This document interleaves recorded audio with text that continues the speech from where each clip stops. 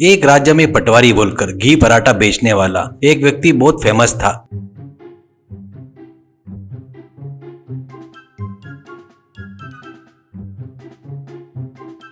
उस राज्य में बेचने वाले पराठे के लिए लोग बड़े उत्साह से आते थे।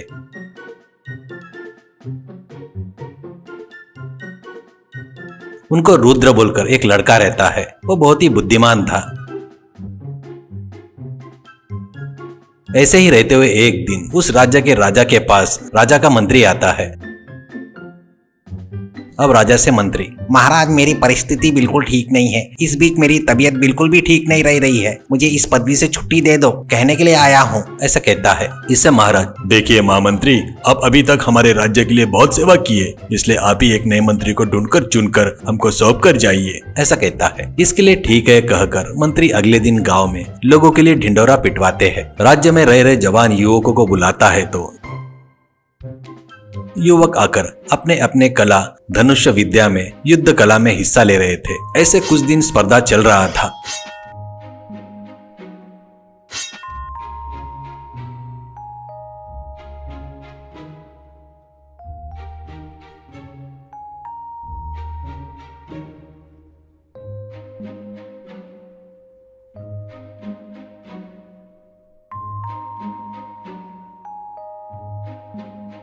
ऐसे सब चलते वक्त आखिर में रुद्र और प्रताप बोलकर दो समान बराबरी में रहते हैं।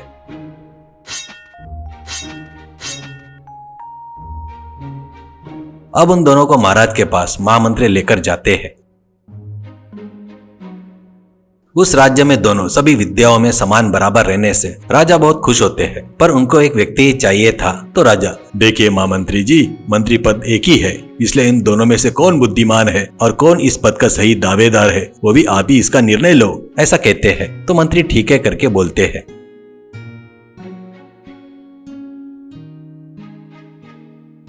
अगले दिन रुद्र और प्रताप को दोनों को बुलवाते हैं। अब उन दोनों से मंत्री, देखिए आप पड़ोस के राज्य में अपने राजा के कुछ रिश्तेदार लोग आए हैं। उनको अपने राज्य का घी पराठा बोले तो बहुत पसंद है करके राजा को पता चला है। इसलिए तुम आज ही जाकर उन पराठे की दुकान वाले दिए सो घी पराठा ले जाकर उन दोनों को देकर आओ। उतना ही नहीं, ये सब अपने राजा ने भेजा है करके उनको बताओ। ऐसा कहता है। इससे दोनों ठीक है कहकर घी पराठे की दुकान में जाते हैं। वो लोग जाते तक कुछ घी पराठे डब्बे में डालकर तैयार थे।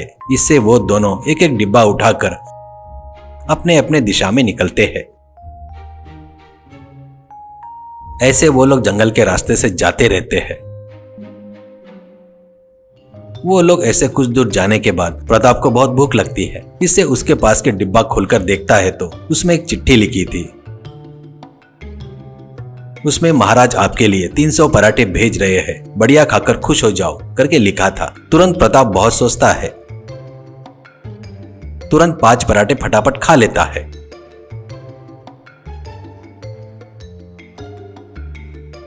उसके बाद अपने पास का एक कागज पेन लेकर उसमें महाराज ने 299 पराठे भेज रहे हैं, खाकर खुश हो जाओ करके लिखकर रखता है। ऐसे ही उसी समय में दूसरे रास्ते से जा रहे रुद्र को भी बहुत भूख लगती है। तो वो डिब्बा खोलकर देखता है तो जैसे प्रताप के डिब्बे में लिखा था वैसे ही रुद्र को भी 300 पराठे भेज रहे करके लिखा था। वो कागज को देखकर रुद्र बहुत देर तक सोचता है और ये कोई महाराज अपनी परीक्षा ले रहे लगता है, थोड़ा होशियारी से सोचना पड़ेगा करके सोचता है। ऐसी थोड़ी देर होने के बाद रुद्र अपना डब्बा लेकर उन लोगों के पास जाता है। वहां पर कुछ लोग थे। उनको देखकर, महाराज ने आपके लिए 300 पराठे भेजे हैं। उतना ही नहीं, हमारे राज्य के गौरव के लिए मैं ही पराठे तैयार करके आपको परसता हूँ, ऐसा कहता है। तो वहां पर सभी लोग थे, वो खुशी से मान जाते हैं। तभी की तभी उन पराठों को सेक कर गर्मा गर्म वहां सबको परोसता है। वो सब लोग खाकर वहां के सभी लोग बहुत तारीफ करते हैं।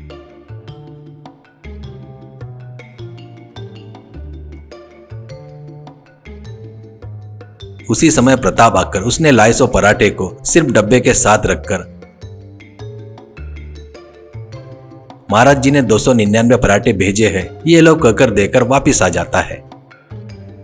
ऐसे वो लोग वापिस राज्य में आते हैं।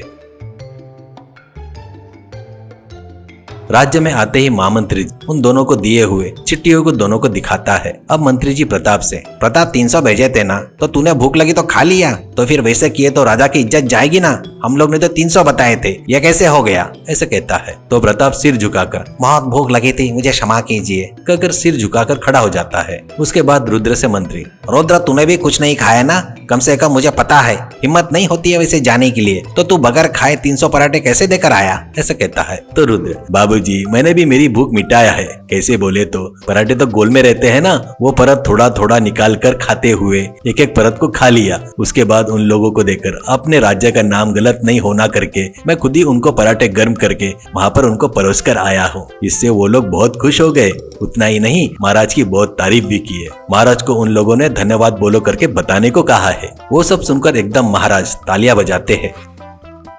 उतना ही नहीं, बड़ी चतुराई से अपनी भूख मिटाकर अपने राजा का और अपना नाम खराब नहीं करते हुए सही तरीके से सोचते हुए रुद्र को ही महामंत्री जी मंत्री पद के लिए चुनते हैं।